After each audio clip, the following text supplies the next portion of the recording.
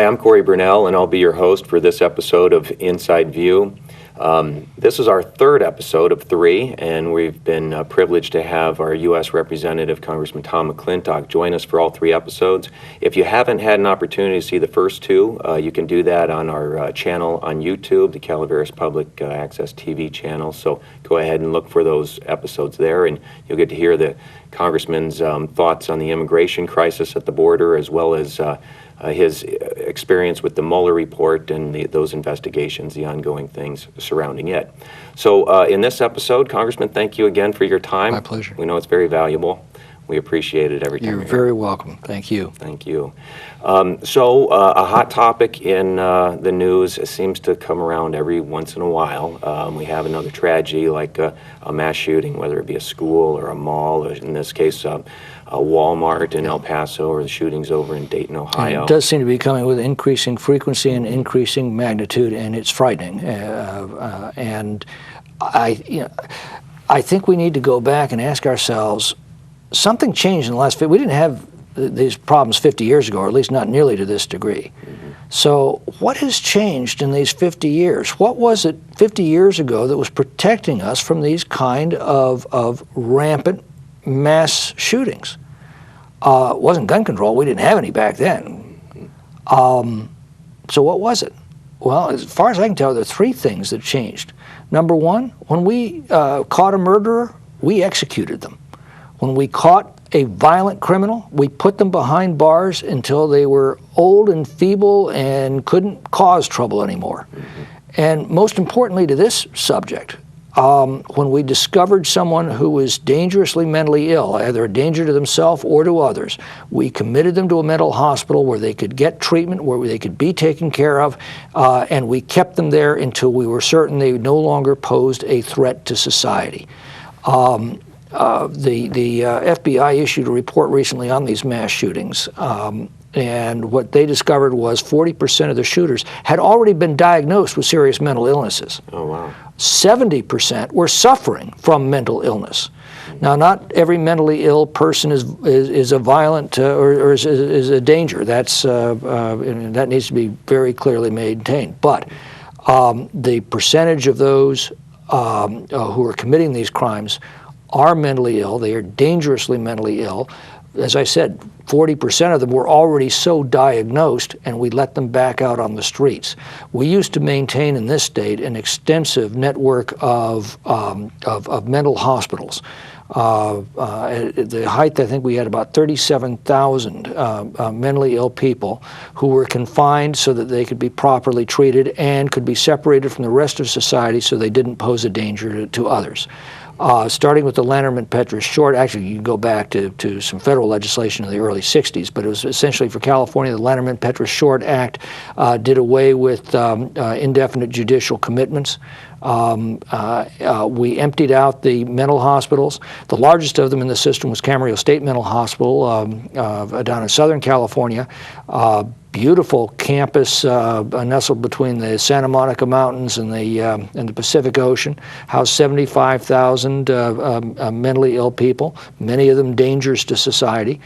That's now the California State University at Channel Islands. That hospital is long gone, and the thousands of dangerously mentally ill people that it used to house are now out among us. And that's what we have to deal with as a society. We have had liberal policies that have not only emptied out our mental institutions, but that now are dramatically reducing sentences of violent criminals. Mm-hmm. I mean, this is something else we need to understand. Those who remember the Rose Bird era, the last time we were releasing dangerous criminals, there was a public outcry. And we had a period where we had the 3 strikes law, 3 felonies, and you went away for life. Right. That wasn't to punish people, that was to protect the rest of society from people who had repeatedly demonstrated that they were incapable of living peacefully among us.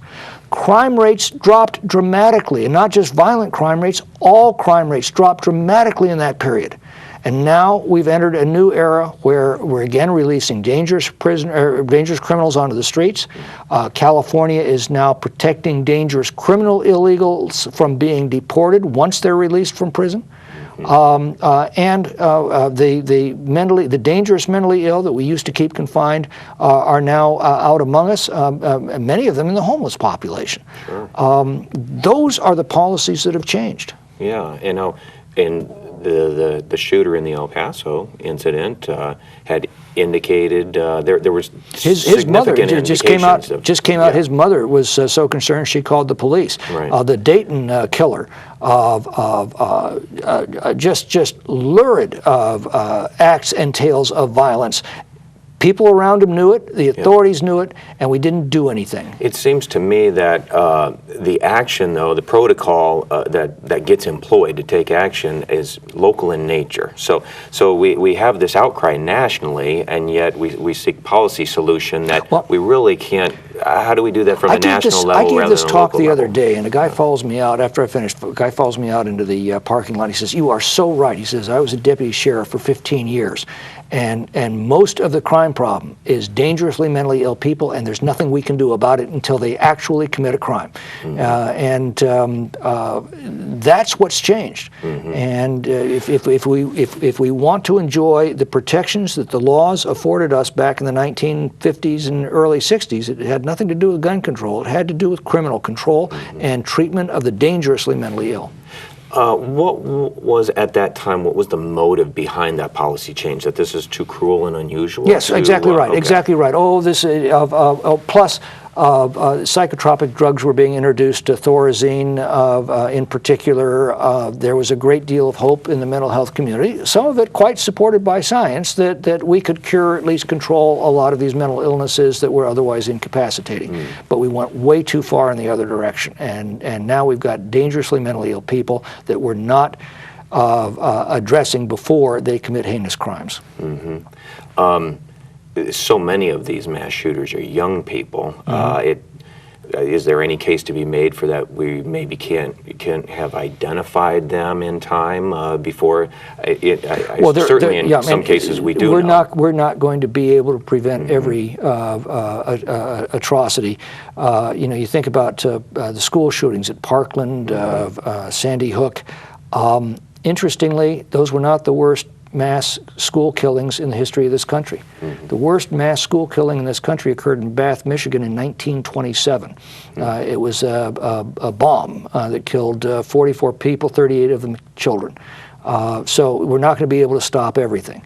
Isn't that part of the crux of the matter too here that needs to be in the discussion, that we do live in a world where sometimes things happen. We just cannot be insulated from all potential tragedy. And you keep hearing, well, we just need more gun control. Well, we've had gun control for 50 years, and these problems are escalating. They're not declining. What we've discovered in those 50 years is gun control laws are very, very effective at disarming law-abiding people. Right. They are completely ineffective at disarming criminals and madmen and terrorists. And again, we've got to look at why is it that we are allowing people we know are dangerous. I mean, these are folks that have gone out of their way to tell us they want to kill us. They want to kill as many of us as possible. At some point, maybe we ought to take their word for it. And we're not. Well, and you speak of history. I mean, high schools used to have marksmanship teams, and kids would carry their rifles on the bus to school. Let me tell you a story. 1965, I'm 9 years old, Christmas. My dad gives me a .22 caliber rifle, single shot target rifle. I was so proud of that. In the spring, we have a show and tell. Well, my proudest possession in the world is a .22 rifle. It's not the rifle itself. It's the trust that my father showed in giving it to me. And so I wanted to take it to class for show and tell. My mom calls the principal. The principal says, sure, just bring it by the office first. I want to personally be sure the breach is clear, but just do that and that's fine. So we came into the principal's office. He admired my rifle. He checked to see the breach was cleared, handed it back to me, went and did show and tell, and nobody thought anything of it. This was, as I said, 1965, spring of '66. Fascinating what freedom used to be like, huh? Because we had laws to protect us against violent people, and we identified violent people and either treated them or separated them from the rest of society. We don't do that anymore. And a few years later, do a hunter safety course. The hunter safety course at the time was a necessary prerequisite to get a hunting license. I never did acquire a taste for hunting, but having that hunting license was really, really cool. NRA hunter safety course. It was necessary to get that. Do you know where that was held? At the school. At the local school. Right. And a whole bunch of teenagers with rifles and shotguns, I think it was mainly rifles, descend on this school. It was a weekend, it was a Saturday, several times for the hunter safety course, and nobody thinks anything of it. That's how much things have changed. And again, when we talk about things changing, yes, the culture's changing. That's a concern. I hear the concern expressed over violent video games and the effect that's having on people's thinking. We need to look at all of that. But what fundamentally changed is we stopped holding people accountable for their actions. We stopped separating violent people from our society, and we're dealing with the result now. Yeah, absolutely. Three excellent points there. Can you compare how gun control laws in our country compared to those in other countries and their effectiveness? Oh, sure. Well, I mean, take a look at Mexico, for example. They have the most stringent gun control laws in the Western Hemisphere. Their murder rate is 4 times what it is in the United States. That'll give you some indication. Those stringent gun laws aren't keeping guns out of the And by the way, I hands. don't think it's any coincidence that the jurisdictions that have the most severe gun control laws also have the most severe gun crimes. Why? Because they've been very effective at disarming the law-abiding population, and they've been completely ineffective at disarming the criminals. In the case of the Gilroy shooter, he illegally transported a gun into California, broke the law. Can you imagine that? A mass shooter broke our gun control law to bring an illegal weapon into the state of California. Our Attorney General was just shocked at that kind of conduct. Well, come on, that's why we call them criminals. They don't obey laws. My mentor in all of this was a fellow named Ed Davis. He was the chief of police of the Los Angeles Police Department in its golden age. He was there from, I think, 68 to 77, 78 or so. It was during the Manson murders, the SLA shootout, tempestuous times. Crimes across the rest of the country rose 50% while Ed Davis was chief of LAPD. In Los Angeles, crime actually went down. And he did that with a unique philosophy that ultimately produced such innovations as community-based policing. You've heard of Neighborhood Watch. Sure. Well, that was something Ed Davis pioneered in Los Angeles in the late 60s and early 70s. His philosophy was that the police and law-abiding citizens were actually a partnership. They weren't a police force over a citizenry. They were private citizens and police working together to enforce their own laws. He once told me, the job of the police department is not to enforce the law. That's the job of every citizen. The police department is there to help. So he was ardently opposed to gun control laws on law-abiding citizens because he viewed law-abiding citizens as an important partner, in fact, the important partner with the police to enforce the laws that belong to all of us. You make an excellent point in that is there not a general opinion among the populace that, well, the government or the police are to take care of us and we don't have responsibility in this? Do you witness that at times? Oh, of course we do, and it doesn't work. I mean, a lot of urban police departments today are now organized around that principle, and it doesn't work. What works is when the police and decent citizens are working together in recognition that these are laws that all of us belong, that protect all of us, and that all of us are responsible for insisting being enforced and to help to enforce. Well, let's change gears a little bit into another hot topic. It's always in the financial news, and recently caused the stock market to sell off quite a bit on Monday, about 3% on the S&P 500. And that's the trade talks, particularly between the White House and Beijing with China. And What are your thoughts on how the White House is handling that situation? What might bring the Chinese to the table to negotiate? Well, first of all, President Trump has done an absolutely remarkable job in reviving the American economy. You know, we said all along, if you roll back the regulatory burdens and heavy taxes that are crushing the economy will blossom. We were able to do that. We had the biggest regulatory rollback in the history of the United States. We had one of the biggest tax cuts in the history of the United States, and we're seeing the economy take off dramatically. We've had, even with the downward adjustments, we've had 2.8% average annual economic growth under Donald Trump. 2.8%. It was 1.7 under Barack Obama. It's the European Union, following the same Obama policies, heavy taxes, heavy regulations, they're seeing 1.5% growth. We're seeing 2.8% growth, and in the latest numbers, consumer growth was up like 4.3%. Two-thirds of economic growth depends upon consumer spending, so that early surge in consumer spending, I think, is going to be reflected in the next report. In other words, the economy is doing great. What worries me is that tariffs are one of two threats that could sink our economy, and we're seeing that now play out in the stock market jitters. We're seeing that now in investment decisions that people are making. I understand what the president is trying to do. He's trying to get the Chinese to negotiate, particularly to protect intellectual property rights. That's absolutely essential for innovation. The Chinese have been highly disrespectful of them, but I just question whether tariffs are an appropriate avenue. A tariff is not punishing the Chinese economy, it's punishing the American economy. A tariff is a tax on American consumers.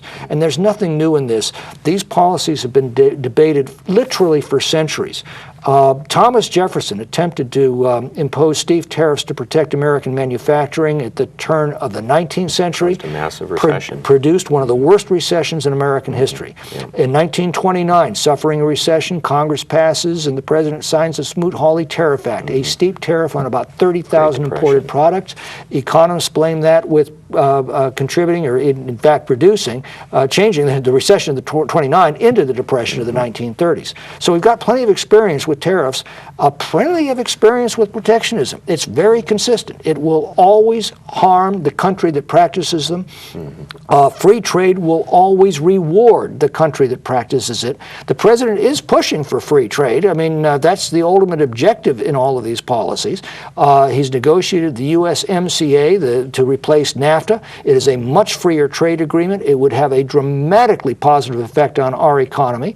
It's been approved by the Mexican government, by the Canadian government, and is ready to be approved by the U.S. Senate. The only holdouts are the Democrats in the House. So anyway, the point I'm making is we've made a lot of progress. The president understands that free trade is the path to prosperity. I just question the wisdom of using tariffs to get there. Yeah.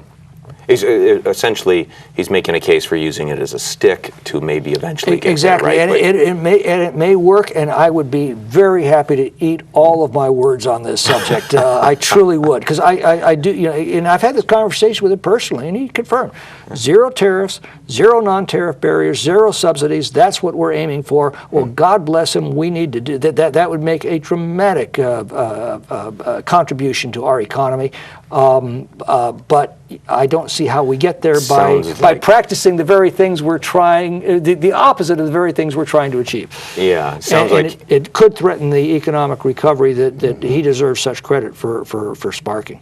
Well, yeah, absolutely. And it sounds like he may be positioning himself as, well, we need fairer trade. We're getting taken to the cleaners, right? I mean, that's essentially what and he's got two different forces within the administration, one headed by Peter Navarro, who is an ardent protectionist, and the other by Larry Kudlow, who is an ardent free trader. In fact, it was Kudlow and Laffer who published an article a few years back in the Wall Street Journal and pointed out, if we really want to do harm to another country without actually dropping bombs on it, what do? We impose economic sanctions, right? What are economic sanctions? They're impediments against that country's ability to import products. What are tariffs? Tariffs are impediments against our country's ability to import products. Why would we do something to ourselves that we save only for our very worst enemies? It makes no sense. Excellent point. Right. Very good. And then particularly he's doing this with China. I mean, he discussed then, okay. Well, by the way, he threatened them with the EU, and the EU came to the negotiating table. He threatened them with Mexico linking that to immigration enforcement, and it seems to be working, as we discussed in a previous segment. There you go, maybe a negotiating So like I said, I'm willing to cut him some slack on this, but my advice would be you can address these issues with other diplomatic tools than shooting our own economy in the foot. Yeah. Well, the economic growth that we're talking about, the tariffs impacting, is absolutely imperative to revenue growth for the federal government and repairing budget deficits. And well, I mentioned we have the biggest tax cut in American history. Guess what that did to our revenues? I'm going to say they increased. They're up because of our economic growth. Exactly right. Yeah. They triggered such economic growth that all of those tax revenues we lost through the tax cut were made up by economic growth, and then some. We're collecting record revenues, but the deficit is still growing. Why is it still growing? It's not a lack of revenues. It is because our spending is growing at about 3 or 4 times the rate of our revenue growth. And that's been the case for a long time. You want to know everything that's wrong with the federal budget, you need to know 3 numbers: 21, 32, and 38. 21% is the increase of inflation and population over the past 10 years. 32 is the increase in revenues. So 21% increase in inflation and population combined, 32% increase in revenues. We're doing very well on the revenue side, thank you very much, even with, and I would argue, because of the tax cuts. The problem is that third number, 38%. That is the increase in spending in the same period. That's what's killing us, and it's now creating a condition where we're actually again, this is the other threat to the economy, massive deficit spending. What that means is we are borrowing from the future. We're running $1 trillion deficit this year. Now, $1 trillion is $8,000 from every family in the United States. So, when I say we just ran up another $1 trillion of debt, that means we added another $8,000 to your credit card tab, and you're required, that's real money, you're required to pay that back through your taxes. You don't see it on your credit card tab, but that's what you're paying back through your future taxes. That robs the next generation of potential growth. It also robs the current generation because when government borrows $1, it does it from the same capital market that would otherwise be available to loan to businesses seeking to expand or to consumers to make consumer purchases. Now government has borrowed it, so it's not there for economic expansion. In the meantime, you're required to pay interest on that debt. We've run up now close to $33 trillion of debt with these massive deficits. Deficits, the annual debt, the total amount's 22 to 23 trillion.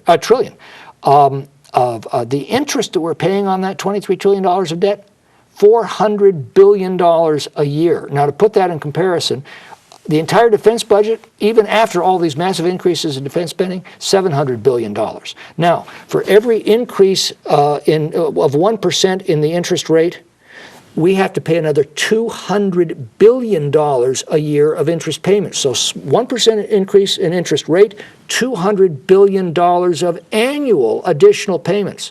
So if we see a 1% rise in interest that the capital market charges to loan the federal government money, we'll go from $400 billion to $600 billion when that churns through our entire debt. Right. 1.5% increase, and don't forget we're at near historic lows on interest. Yeah, I was going to say this is highly likely because we're at all-time lows. Our just renting money that we've already spent will exceed what we are currently spending for our entire defense. Is there any discussion in Washington about locking interest rates in and refinancing everything? You can't lock in. Yes. You buy the debt back and issue 30 years. Yeah, your point is, hey, it's really interest rates is really low right now. We can borrow money at this teaser rate and then not worry about it. The problem is, the federal government is constantly churning that debt. It's not 30. Something's always maturing. Exactly. Right. And so as the interest, you can get a good teaser rate, but as anybody who gets one of those good teaser rates knows, there comes a time down the road where that rate has gone up and your payments have exploded. And that's essentially, if we see an increase in interest rates, it won't happen right away, but once we churn through that debt, that will reflect the higher interest rates and the higher interest payments that the Treasury has to make. And the amount of debt we're carrying is unprecedented. The only time we were close to this percentage of total debt compared to GDP was at the very end of World War II, when we had completely exhausted our resources fighting the two biggest military powers on the planet. There was serious doubt whether we could even continue the war into 1946 because our credit was exhausted. That's where we are right now, and that's why this is so dangerous. People say, well, fine, the markets will step in and they just won't loan us any more money, and that does happen. It's called a sovereign debt crisis. It's happened to Puerto Rico. That's why Puerto Rico's had such trouble responding to the damage from the hurricanes. It's because nobody will loan them money anymore because they're not. You look at what's happening in Venezuela. That's among other things, a sovereign debt crisis. When a nation's credit is an absolute lifeline in a national emergency, and we're nearing the point where we're exhausting ours. Yeah, and financially, we've exported a lot of our inflation with trade deficits and other countries sitting on our dollars using the dollars that they receive from us as reserve currency. And there's an economic argument to be made that there's hell to pay, pardon the expression, if they send those dollars back here. Well, there's only so much that a government can do to manipulate after that markets take over. I mean, you're talking about, however you choose to measure it, you're talking about real resources, and money is simply a representation of resources. And you haven't even talked about the deficits with regard to Medicare and Social Security, and now you've got the Democrats talking about wanting to expand Medicare for all, as if it's been so successul from a budget standpoint. I mean, isn't it $47 trillion? Yeah, well, you have to understand what the Medicare for all proposal is. Okay. If you've got employer-paid health care, you lose that health care. Right. You lose any private insurance. A lot of people, it used to be, if you didn't have an employer-paid plan, most people would simply pay for their day-to-day expenses out of pocket, and then they'd buy a very inexpensive catastrophic plan for something that might actually bankrupt them. And that covered people very nicely. Well, that's now illegal under federal law. You can't do that. Your choices have been severely restricted. You can still have your employer-paid plan, but that goes away with Medicare for All. What Medicare for All also does is to add about $300 trillion over the next 10 years of spending. $300 trillion. That's about $30 trillion. Pardon me. I said 300. $30 trillion over the next 10 years, $3 trillion a year. $3 trillion a year is about what we collect from all taxes currently in the United States, including Social Security taxes. So basically, your tax burden, you lose your employer-paid plan, your taxes double, and now your health care is at the mercy of a federal bureaucracy. What's not to like about that? What could possibly go wrong? That's what they're actually proposing. Right. And you're right. Medicare is on a path to bankruptcy because, and I forget the exact numbers now, but in very, very rough numbers, the average couple will pay in to Medicare about $100,000 during their lifetime and pull out about $200,000 from the system. And the actuaries have been warning us for years that is not sustainable. Now, there are ways that we can still repair that, and we can go into those in detail if you like. One of them is called premium support, which is basically how the Medicare Advantage system works. You get a long list of choices that have been previously negotiated through Medicare. You choose the one that best meets your needs, and then you're reimbursed for that based upon how old you are, how sick you are, how poor you are. That would get it back on a sound financial footing and assure it's there for future generations to use. But that's also predicated on the fact you've spent an entire lifetime paying into that system. Medicare for All is, you don't have to pay a dime into it, you just get it. Well, where does that come from? That's that $30 trillion price tag over 10 years, $3 trillion a year that you would otherwise end up bearing. Even less sustainable than the current Medicare system. Yeah. Congressman, we have run out of time, unfortunately, for our third episode here, so we're going to have to bid you adieu, but I can't thank you enough for spending your time with us. It's my pleasure, and there's always unfinished business in Washington, so have me come back. And we will have you come back. And I hope we'll have our viewers come back, too, and watch Inside View again, join us again. And as a reminder, this was our third episode of 3, so go find the other 2 on our YouTube channel, at Calaveras Public Access TV's channel. I'm Cory Burnell, and thank you for joining us.